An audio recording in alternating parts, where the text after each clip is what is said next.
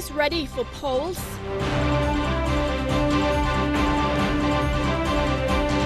Provincial government supports church. And ICCC prosecutes fuel retailers.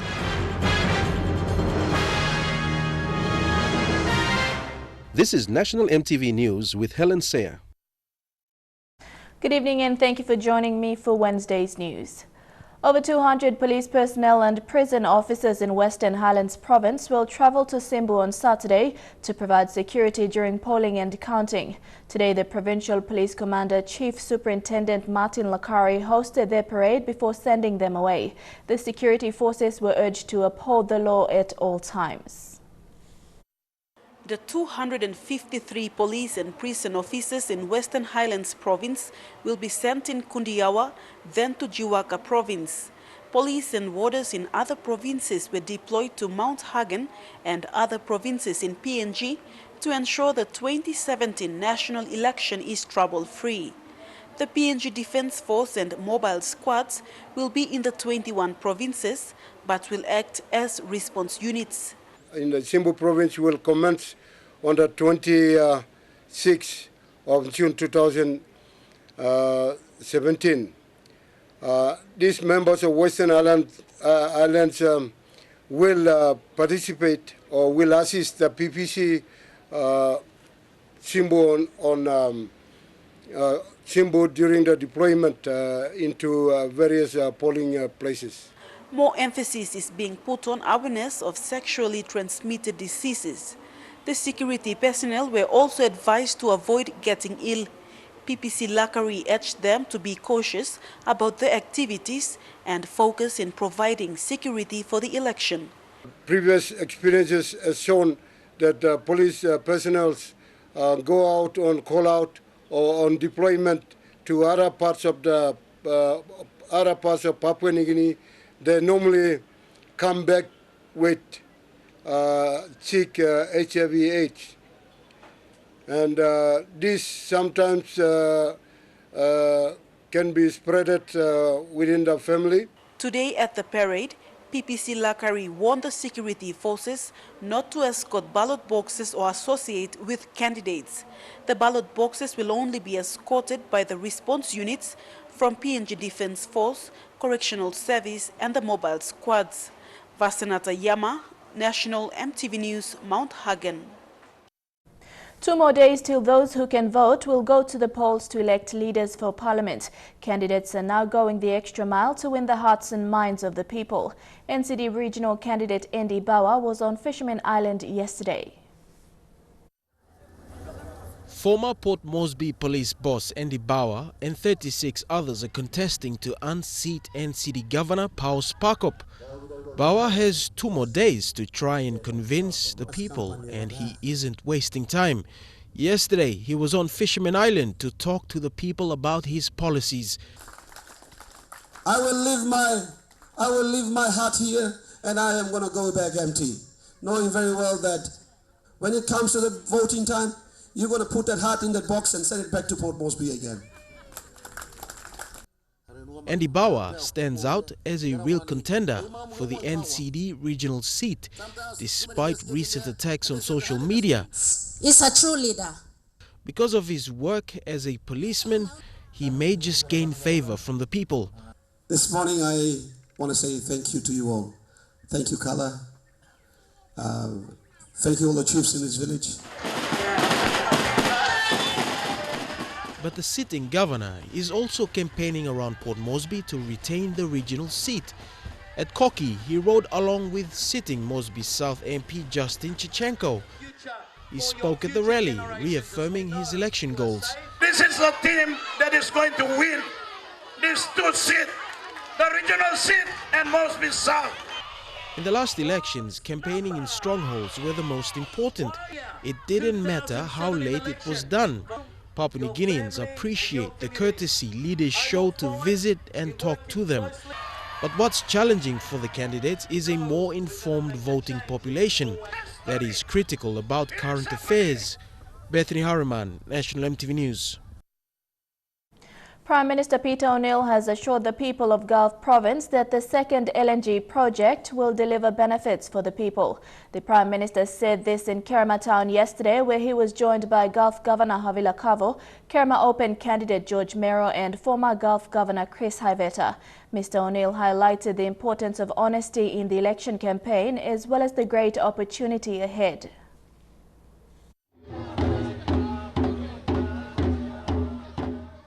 The PNC election campaign took the Prime Minister to Kerama yesterday, where he told the people that the second LNG project will make a big difference in Gulf and the government will negotiate a better deal for them. The LNG project that is going to happen in the Gulf province, we are fully behind you and the government and the provincial government, making sure that that project makes a difference in Gulf province.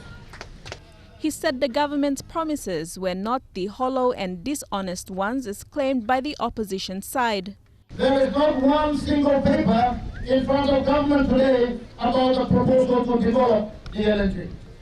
Not one single paper. So let us not go ahead of ourselves. When the proposal comes to government, I guarantee you, I will make sure that the people come here, sit down in the Gulf province and negotiate a better deal for our landowners and our people. I will make sure. I will make sure.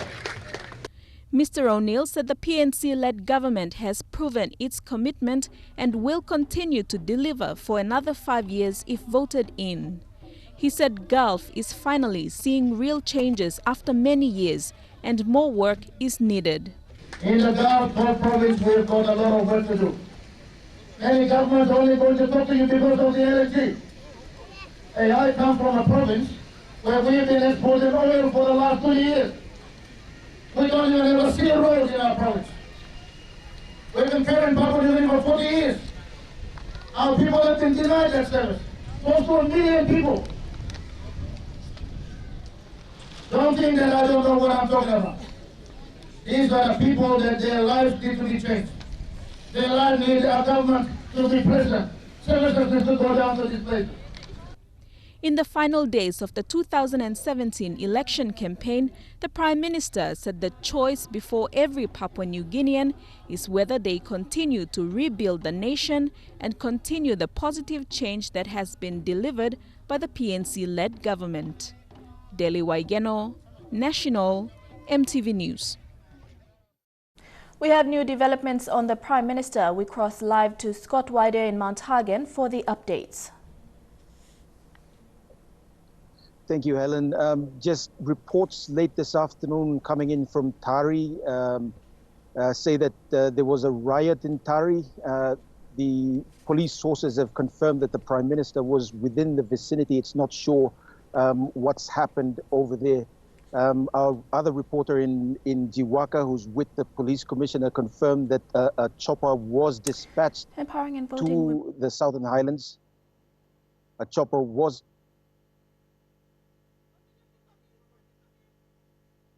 a chopper was dispatched to the Southern Highlands by the commissioner to, I think, from the information that we're getting, to evacuate the Prime Minister and a senior government minister. Basically, for now, that's all we have. We will update as more information is made available. Thank you, Scott. Empowering and voting women leaders into Parliament will see equal contributions by women to development in the country. This was People's Progress Party's main policy, highlighted during Nelson Sara's campaign at Sara Village in Central Province yesterday. Nelson is a lawyer by profession and is contesting for the Central Provincial seat currently held by sitting MP Kila Hauda.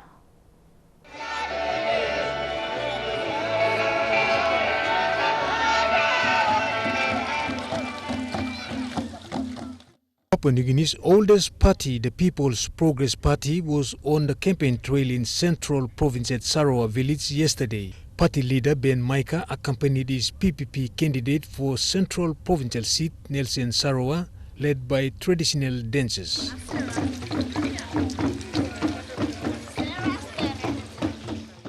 Central Province is the corridor to Papua New Guinea's economic activities and development boom. the rich central province land from Abau all the way to the border with Gulf, and we still have nothing. You can grow him rice, you can grow him vegetable, tomato, it can grow cattle and piggery and everything. But it is facing issues of land being taken over illegally by foreigners. Nelson, who had legal expertise dealing with PNG's land and resources, told supporters that PPP is a key partner to the next alternate government, and if voted into parliament, he will create policies and laws to protect their resources. He said to effectively introduce development GST, increase tax on foreign businesses operating within Central Province, and encourage betel-nut businesses to benefit the people. One fiscal year, Central Province is entitled to 5%. 5% of whatever NCD collects. If NCD collects 200 million in one fiscal year, that's about 20 million, 10%. 10 million, 5%. So if we have not collected GST for the past 10 years, that's 100 million. Enough to build Central City, enough to do all this water, pipe them into our houses. Women advocate Dorothy Tekwe said she was thrilled with PPP's policies of empowering women leaders and addressing women issues. You may walk long die long sick blong old mama, sick blong cervical cancer, sick blong breast cancer. Now all kinds sick where Marasini can stop him. We're supposed you may got Marasin now he can stop him.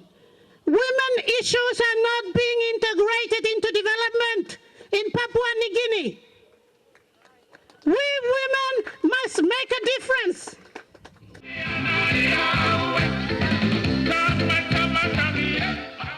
Eric Orupma, National MTV News. Thousands of supporters gathered at Kapari village in the Abau district of Central Province for the last election campaign for sitting member Sir Puka Temu. Also, the Minister for Public Service, Sir Puka, has served 3 terms in Parliament and is keen on returning for a 4th time. A member of the People's National Congress Party, Sir Puka is among 24 candidates vying for the Abau open seat.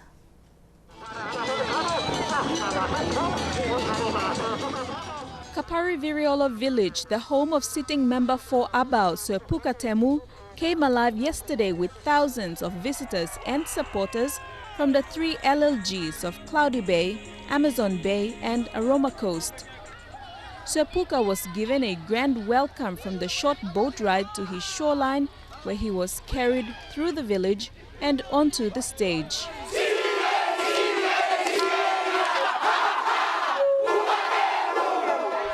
Sir Puka's older brother Gima Temu was the first to thank all the supporters for their trust in Sir Puka's leadership. He then thanked his brother for his commitment to their people. He shared his rural life experience following retirement and how the people needed real change in the district. Life became very, very hard for rural people. I could sense there was no government presence in the rural areas. For Sir Puka, the last campaign was all about thanking his supporters and the campaign teams for their efforts during the campaign period. We have completed 3rd term of office. No other member in Abau has ever done that. Sir Puka reiterated that his priority, should he retain his seat, is in education. His second priority is family welfare. Our second biggest policy in Abau is Abau Rural Housing Program. Family we are now going to focus on improving the welfare of the family through a housing program. The rest of the day was spent celebrating with food and much dancing and singing.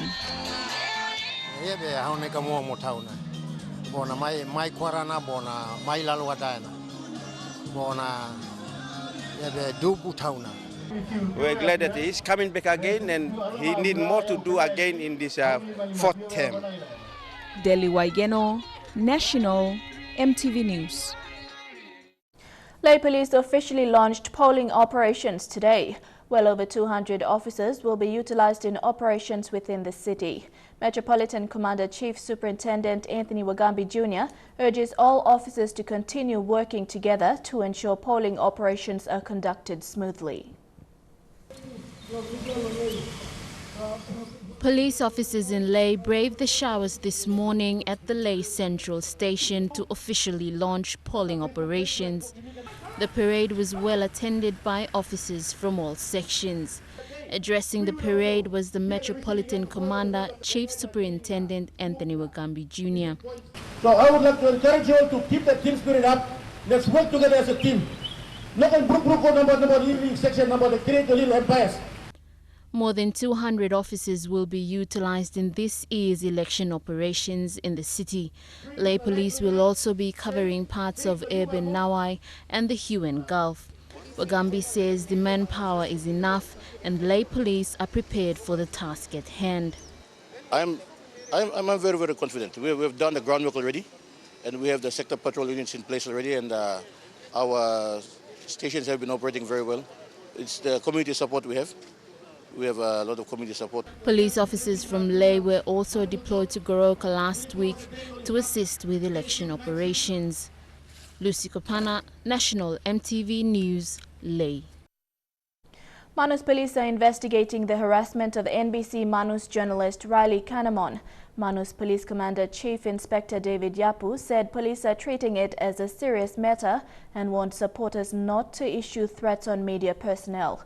PPC Yapu said Mr. Kanamon has been providing wide coverage on election progress in Manus and encouraged Manus people to respect his job. Kanamon was allegedly harassed by supporters of candidates contesting seats in the province early this week. Meanwhile, NBC management in Port Moresby is yet to make a response to this incident. You're with National EMTV News. We'll be back after the break. Stay tuned.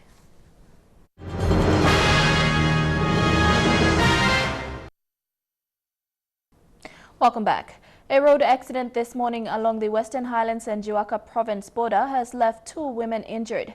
According to locals, at around 9:30 this morning, a 25-seater Toyota Coaster bus collided with an Isuzu truck in Kolgamul village, Nibilia, Western Highlands Province. The women in the Coaster bus sustained injuries and were rushed to the Mount Hagen Hospital, while both drivers of the vehicles remained unharmed. The Isuzu truck driver and crew escaped.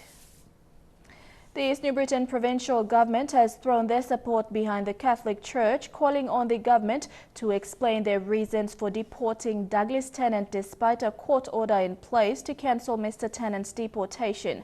Although the Office of the Immigration has maintained that Mr. Tennant can apply for a new visa, the opposing parties say his deportation was sudden and unjust.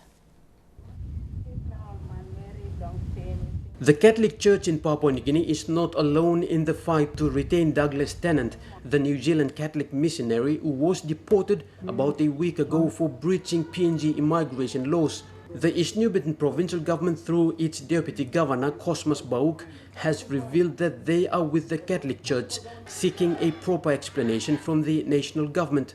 Mr. Bauk, who received a petition from the Rabaul Catholic Archdiocese last Friday during a protest march, has condemned the actions of the Immigration Office and called it an unjust move. We are totally against the deportation of Douglas Tennant, and at all costs, he must be returned to this province. The Catholic professionals of Papua New Guinea yesterday released yet again another statement seeking clarifications and answers to Mr. Tennant's sudden deportation. The statement has asked Pomio MP LS Kapavore, Minister for Foreign Affairs and Immigration Rimping Pato, and the Deputy Prime Minister Sir Leo Dion to talk publicly on Mr. Tennant's deportation. It is understood Sir Leo Dion has written to the office of Mr. Pato on the 10th of June asking to revoke Mr. Tennant's cancellation of his work permit.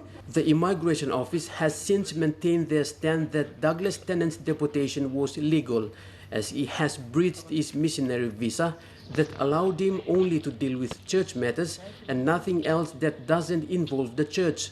But the Rabaul Archbishop Father Francisco Panfilo says Mr. Tennant was acting on directives issued by the church to assist a certain group of landowners in West Pomio who were considered voiceless.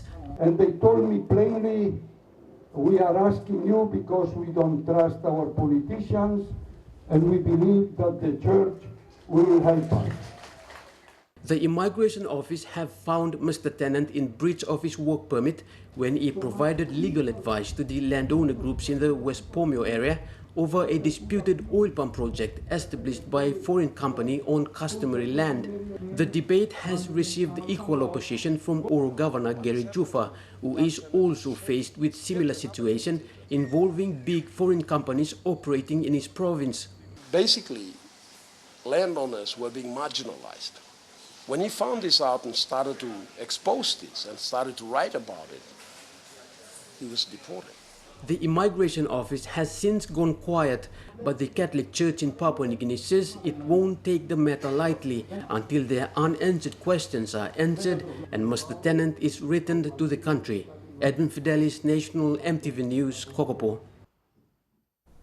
Papua New Guinea's consumer watchdog has punished a fuel retailer for not complying with fuel prices set for the month. Today, the Independent Consumer and Competition Commission warned others to comply or face the same fate. Failure to do so means a fine of 600 kina minimum to 3,000 kina maximum and 2 years jail time. Bethany Harriman with more. The Commission can't release the name of the fuel retailer, but it has filed court proceedings against it for non-compliance to set prices. The ICCC Commissioner Paulus Ein says there were a lot of reminders and patience just ran out. Fuel prices that we charge or we set are fair and reasonable, and consumers and business can afford. But in the process of setting and making these announcements, our good friends, the retail operators at some states, decide not to comply with the fuel price that we set on a monthly basis. The ICCC has done its part to protect customers and retailers against a price hike by 13 Toya.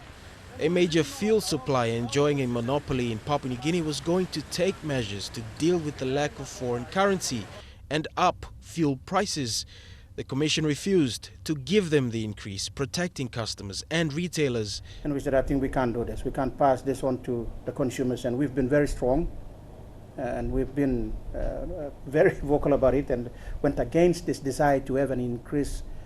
So that did not help Puma, but we sympathize with the business, and we advise them to, if you can approach the government. The Commission says retailers can't use the current state of the economy to argue, nor can they say expensive cartage from coastal ports to the highlands determine high costs, because the Commission provides a list for cheaper operators. This time around, the ICCC says no excuses should be given by retailers.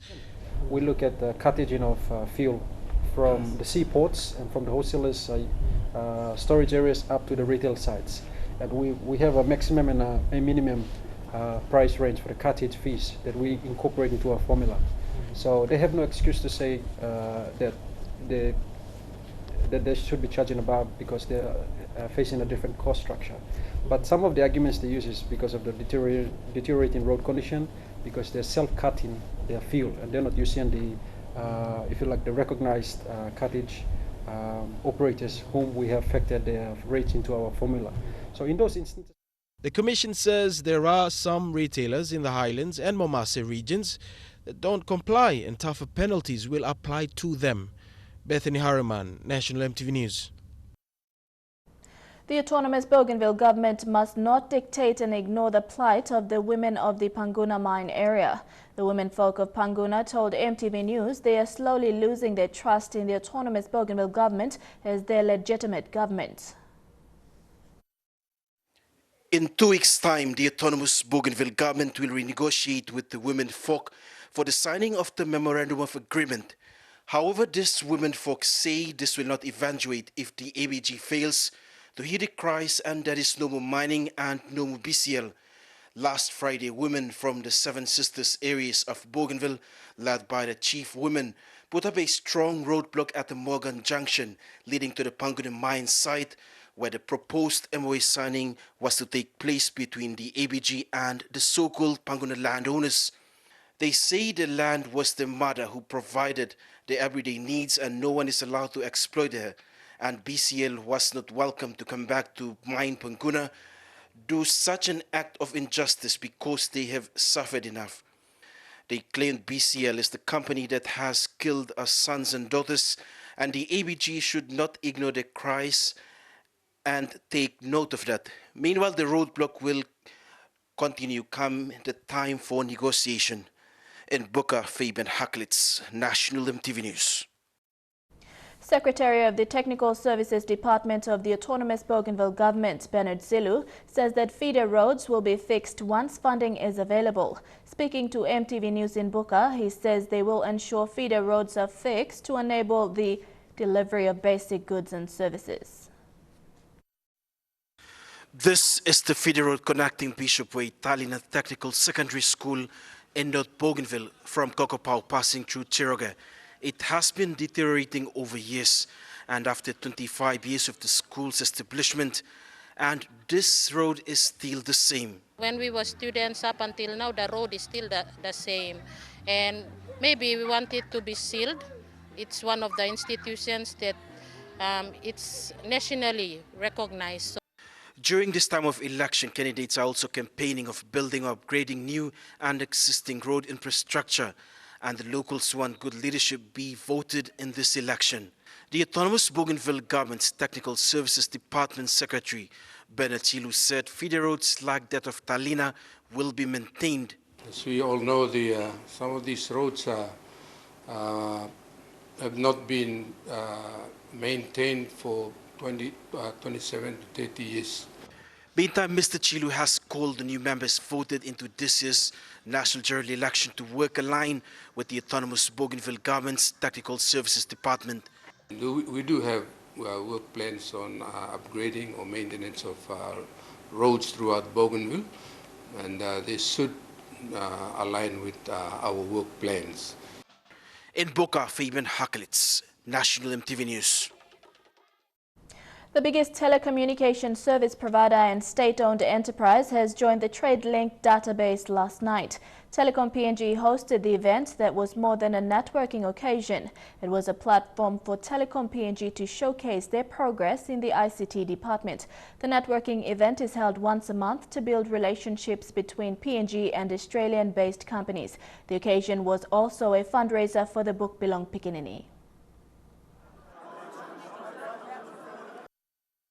There's a lot of things that we are doing, as I said earlier on. I think the theme that we want to do going forward is to make sure that we commit ourselves to working, and supporting our customers going forward. And that can only happen, if we start to transform ourselves from inside out. Telecom has wanted to also show that it's not just about what they do.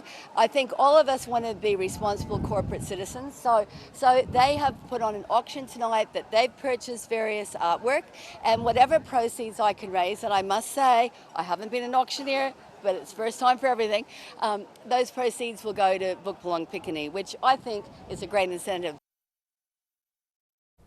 And now looking at our finance news, the Kina closed unchanged at $0.3145 US in the interbank markets.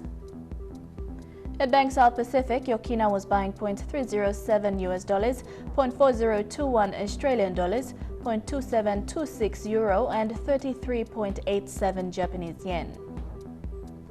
Looking at commodity prices at New York close, coffee, cocoa, and copra closed lower, while gold closed the day higher. Palm oil, crude oil, and copra closed the day lower. And on the stock market, the Dow Jones closed at 61.85 points lower, the ASX closed at 91.55 points lower, and the Ordinaries closed at 89.09 points lower. Among stories after the break, government contracts signed at Government House today. Stay with us for details.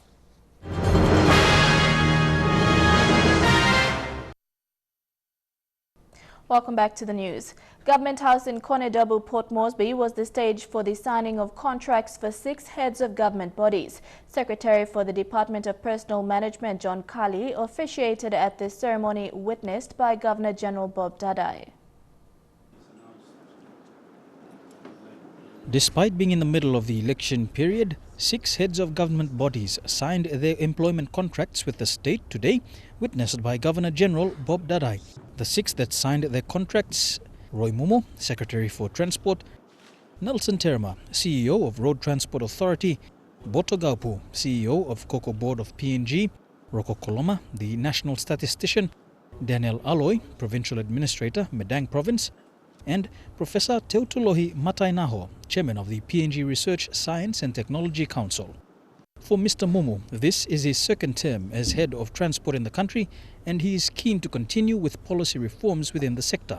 So the next 4 years is basically new starts on our policy-related transport, policy-related issues in relation to maritime, aviation and land transport. For those of you that are away in the industry, in maritime we have the International Maritime Organization that we are signatories to, and in aviation we have the International Civil Aviation Organization, or ICAO, that we also signatories to. So to the industry, please work with us. For Professor Matainaho, as Chairman of PNG Research, Science and Technology Council, he is keen to ensure that more emphasis is placed on these 3 areas as a priority for the country, especially given the rise of the country on the global stage. And as we look towards hosting APEC, science and technology is also critical in addressing a lot of economic issues and growing the economy and creating jobs. But, at the same time, we need to start to address how best to support the development of research capacity in our institution. The signings today are the final for Governor-General Bob Dadai, who travels to England tomorrow for his investiture early next week and his subsequent return as Sir Robert Dadai. Merabatulo, National EMTV News. Turning overseas, a suspected suicide bomber has been shot by police at Brussels Central train station. Hundreds were evacuated from the area as military police moved in. Tonight, the city of Brussels is on edge after shots were fired and explosions rocked the main train station at about 8:30 p.m. Eyewitnesses are sharing images of flames inside the station on social media. Military police took down a suspect immediately after an explosion inside the station. Loud bangs could be heard. The suspect shot as police quickly secured the area packed with locals and tourists on a summer night. We saw the fear in their eyes. We saw that they were running so fast and that there had to be something that made them run. Within minutes, the station was locked down, swarmed by heavily armed military troops and police. No reports of any injuries or deaths, but Belgian officials are calling this a terrorist attack. This is Europe's 3rd attack in just 3 days. Sunday night, a white man drove his van through a crowd of Muslims leaving their late-night prayers outside a mosque in London, injuring almost a dozen people. And yesterday in Paris, when a suspect set his car on fire and rammed it into a police van, hoping to cause an explosion on the crowded Champs-Élysées. True Guy Sports is next. 2 players dropped from the Hunters. I'll be back with the details.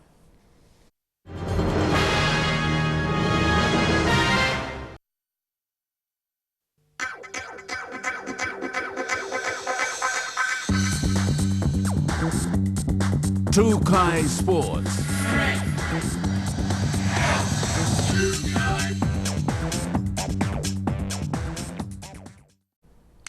Welcome to True Guy Sports. 2 players from the SPPNG Hunters have been released to join their Intercity Cup team. Coach Michael Marum released Ishmael Balkawa and Noel Joel because of player misconduct.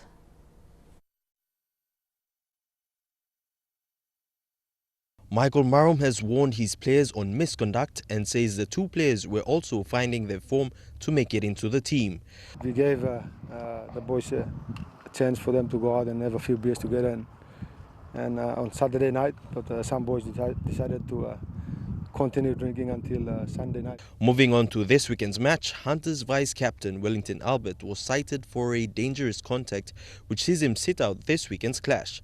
Mukapita Kula, who debuted for the Hunters last weekend, stands in for Albert in the starting lineup. Captain Ase Boas makes a comeback to the side and will help in the team's attack. Yeah, no, Ase's back from injury.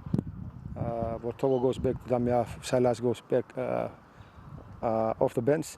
David Loko has been omitted from the team after falling ill. Young Hella Wigman captain William Mone has been named on the extended bench. He was with us all throughout pre-season last year.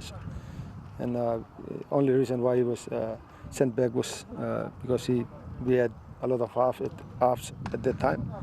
And also we didn't see much of his football. So now he's been playing well so far. And he's also a student up at Mendy High School, I think. Fullback Stagroth Amin will play his 51st Interest Super Cup match this weekend. Amin will become one of the few players that have reached this milestone. The Hunters will play Northern Pride at Balo Park on Saturday. Northern Pride has a good record against the Hunters at home. The Hunters have never beaten Pride at Balo Park since their inception 3 years ago. They'll be tough at home. Our record against Pride, we haven't beaten them at Balo Park. Elijah Levette, National EMTV Sports. The New South Wales Blues and the Queensland Maroons will go head-to-head tonight in the second State of Origin match. With the game in the balance, Maroons will be hoping for a win to keep the Origin series alive. For Milford. Here we go then. This Origin series will see the departure of Jonathan Thurston. He plans to hang up his Maroons jersey this year. The Maroons have everything to play for tonight as they try to come back from their humiliating loss in Game 1 and would not want to see Thurston finish his Origin career on a losing note. Billy Slater makes a return to the Origin side and would definitely have an impact in tonight's match as he combines with Cooper Cronk, Cameron Smith and Thurston. New South Wales coach Laurie Daly says the Maroons have named a much stronger team for Game 2 and says it will be difficult. Jared Hayne will face Melbourne Storm's form centre Will Chambers in what's set to be one of the key matchups at ANZ Stadium. Chambers will switch from the left to accommodate the move of Darius Boyd into the backline. The Blues have named an unchanged team from Game 1 after their historic win in Brisbane. Elijah Levette, National EMTV Sports. True Guy Sports continues after the break. Don't go away.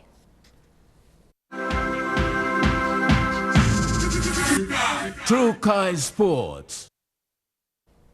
Welcome back. Now we would like to clarify information passed through our live cross to Hagen earlier. We have received updated information regarding the Prime Minister's rally in Tari earlier today. Despite tear gas being fired by local authorities to disperse a disturbance at the rally continued and ended before the PM continued on visits to government projects in the area. Basketball PNG announced 2 head coaches for the national men's and women's teams who will lead the players in this year's Melanesian Cup tournament. Joel Kalu and 3-time PNG rep in the Pacific Games, Moi Muri, will be in charge of training and competition plans prior to the event. Godwin Eki reports. 56-year-old Moi Muri and 36-year-old Joel Kalu say they are excited as a federation with their coaching appointments. He said their success follows a tremendous effort that was showcased during the 2015 Pacific Games.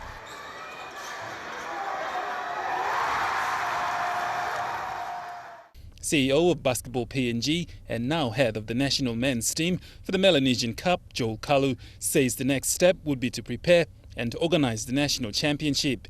You know, for myself, it's certainly an honour to be able to coach the men's national team for another international tournament. You know, we can continue on the work that we put in leading into the Pacific Games and hopefully do well here at the FIBA Melanesian Cup. Joining Mr. Kalu in leading the team for the Melanesian Cup is 56-year-old Moi Muri, who is no stranger when it comes to anything basketball. Muri, who represented PNG in 3 Pacific Games from 1983 to 1991, will be coaching the national women's team straight after the selections in July. It's a tough job, been doing it, and I always wanted to, do this like any other players does, after a national, representative games or whatever you do, you come back and you put in what you have to develop the code, especially young ones and the big ones. Kalu says overseas-based players will not be forgotten as PNG needs its best players to battle for the Melanesian Cup. Yeah, look, many of our overseas-based players will be coming to the national championships. You know, both Liam and Lloyd Wright will be playing for Kavieng, which is fantastic. You know, they're going to make the trip up from Victoria to do that. Selections for the national teams will come after the national champs, which will take place in Port Moresby from July 3rd to the 8th. So far, 10 teams are on standby for the tournament, but the Federation is hoping more teams will register just before the nationals. 4 countries participating in the event, including PNG, are New Caledonia, Solomon Islands and Fiji. Godwin Eki, National MTV Sports. And that ends Trukai Sports. The weather details when we come back. Trukai Sports.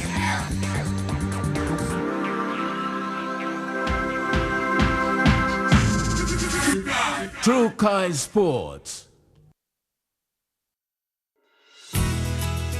The weather details are proudly brought to you by Dulux Weather Shield. Worth doing with Dulux.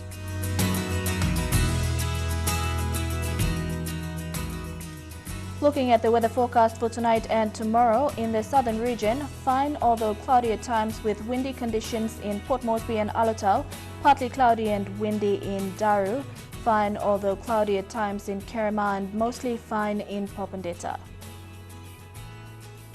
In the Momasa region, cloudy periods with a chance of a shower or two and possible thunderstorms developing later in Lae, mostly fine in Medang and fine in Wewak and Vanimo.